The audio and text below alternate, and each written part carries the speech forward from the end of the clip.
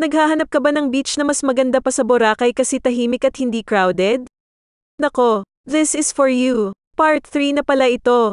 Punta ka sa profile ko para aware ka paano yung pagpunta dito sa Humalig Island at kung saan kami nagstay. Day 2 na namin dito sa island at sa wakas nakatulog kami ng mahimbing.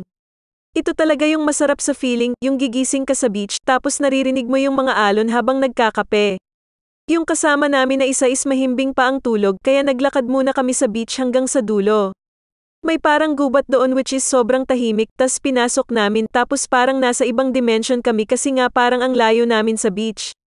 Habang ini-explore namin yung lugar, may mga nakita kami na mga sunog na kahoy, mga bote ng alak at mga balat ng snacks. Feeling namin may mga nagka-camping dito. Nagpa-arrange pala kami ng itinerary at mga activities sa Banana Resort since sila yung may contact sa mga habol-habol dito. 3 kami so tig isang motor kami para comfortable kami.